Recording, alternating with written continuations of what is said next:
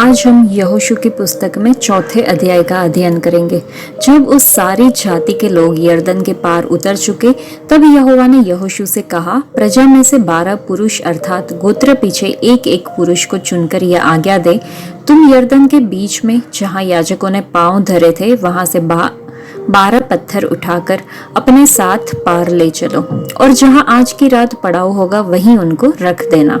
तब यहोशू ने उन 12 पुरुषों को, जिन्हें उसने इस्राएलियों के प्रत्येक गोत्र में से छांटकर ठहरा रखा था, बुलवाकर कहा, तुम अपने परमेश्वर यहोवा के संदूक के आगे यरदन के बीच में जाकर इस्राएलियों के गोत्रों की गिनती के अनुसार एक एक पत्थर उठाकर अपने अपने कंधे पर रखो, जिससे यह तुम लोगों के बीच चिन्ह ठहरे। और आगे को जब तुम्हारे बेटे ये पूछे, इन पत्थरों का क्या मतलब है, तब तुम उन्हें यह उत्तर दो कि यरदन का जल यहोवा की वाचा के संदूक के सामने से 2 भाग हो गया था, क्योंकि जब वह यरदन पार आ रहा था तब यरदन का जल 2 भाग हो गया।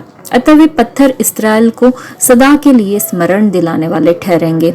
यहोशू की इस आज्ञा के अनुसार इस्राएलियों ने किया, जैसा यहोवा ने यहोशू से कहा था, वैसा ही उन्होंने इस्राएली गोत्रों की गिनती के अनुसार 12 पत्थर यरदन के बीच में से उठा लिए और उनको अपने साथ ले जाकर पड़ाव में रख दिया। और यरदन के बीच जहां याजक वाचा के संदूक को उठाए हुए अपने पांव धरे थे, वहां यहोशू ने 12 पत्थर खड़े कराए। वे आज तक वहीं पाए जाते हैं। और याजक संदूक उठाए हुए उस समय तक यरदन के बीच खड़े रहे जब तक वे सब बातें पूरी न हो चुकी, जिन्हें यहोवा ने यहोशू को लोगों से कहने की आज्ञा दी थी।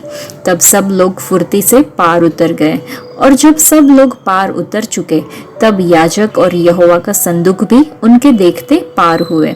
और रुबेनी, गादी और मनश्शे के आधे गोत्र के लोग मूसा के कहने के अनुसार इस्राएलियों के आगे पांति बांधे हुए पार गए, अर्थात कोई 40,000 पुरुष युद्ध के हथियार बांधे हुए संग्राम करने के लिए यहोवा के सामने पार उतरकर यरीहो के पास से अराबा में पहुंचे। उस दिन यहोवा ने सब इस्राएलियों के सामने यहोशू की महिमा बढ़ाई, और जैसे वे मूसा का भय मानते थे वैसे ही यहोशू का भी भय उसके जीवन भर मानते रहे।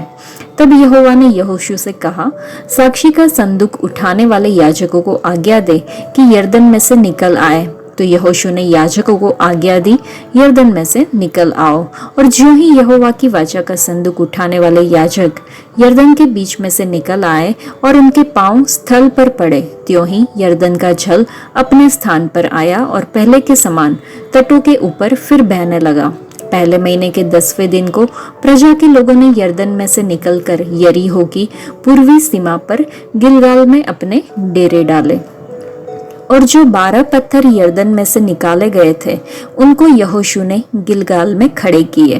तब उसने इस्राएलियों से कहा, आगे को जब तुम्हारे बाल बच्चे अपने पिता से यह पूछे, इन पत्थरों का क्या मतलब है, तब तुम यह कहकर उनको बताना, इस्राएली यरदन के पार स्थल ही स्थल चले आए थे, क्योंकि जैसे तुम्हारे परमेश्वर यहोवा ने लाल समुद्र को हमारे पार हो जाने तक हमारे सामने से हटाकर सूखा रखा था, वैसे ही उसने यरदन का भी जल तुम्हारे पार हो जाने तक तुम्हारे सामने से हटाकर सूखा रखा, इसलिए कि पृथ्वी के सब देशों के लोग जान ले कि यहोवा का हाथ बलवंत है, और तुम सर्वदा अपने परमेश्वर यहोवा का भय मानते रहो।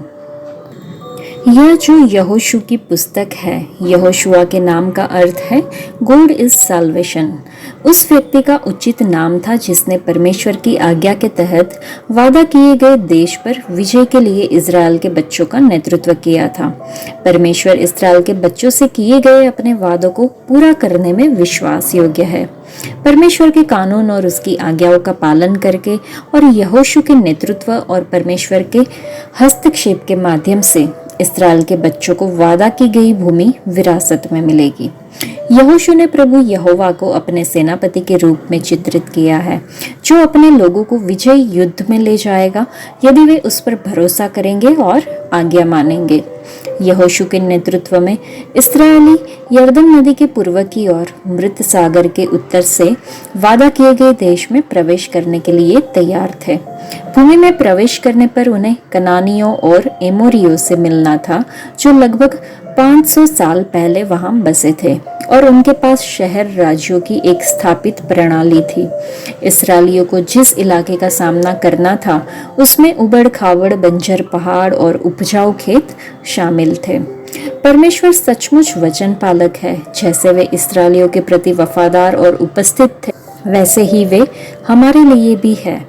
तो हमें मजबूत और साहसी बनना है, डरना नहीं है।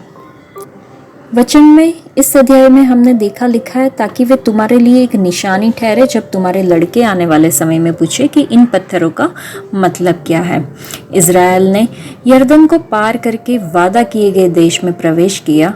प्रत्येक कबीले को सूखी नदी के तल से एक बड़ा पत्थर लाने के लिए एक प्रतिनिधि भेजने के लिए कहा गया, ताकि 12 पत्थरों को स्मारक के रूप में खड़ा किया जा सके। उद्देश्य ये था कि परमेश्वर के चमत्कारी कार्य पीढ़ियों तक याद रखे जाएं। 12 पत्थर अपने साथ उन स्थानों पर ले गए जहां वे रुके थे और 12 पत्थर यरदन के बीच में भी स्थापित किए गए जहां संदूक रखने वाले याजक खड़े थे। और ये पत्थर अकाल के दौरान दिखाई देते थे और गवाही देते थे उन महान कार्यों के बारे में जो परमेश्वर ने इस्राएल के लिए किए थे। पत्थर रखने का उद्देश्य यह था कि बच्चे याद रखें कि परमेश्वर ने अतीत में क्या किया था और उन पर विश्वास करें। यरदन से निकले पत्थरों ने उनके लोगों के बीच परमेश्वर की उपस्थिति को चिन्हित किया और गवाही दी कि लोग उस योजना में विश्वास के साथ आगे बढ़े जो परमेश्वर ने उनके भविष्य के लिए बनाई थी। गिलगाल इस्राएल के लोगों के लिए नई शुरुआत, नई आशा और एक पवित्र स्थान था। गिलगाल नए नियम के लोगों के लिए बुनियादी मान्यताओं, कुछ सिद्धांतों, सत्य की शिक्षाओं की आधारशिला का प्रतिनिधित्व करता है जो हमें आगे का रास्ता दिखाता है। आज के लिए इतना ही। परमेश्वर आप सबको आशीष दे। धन्यवाद।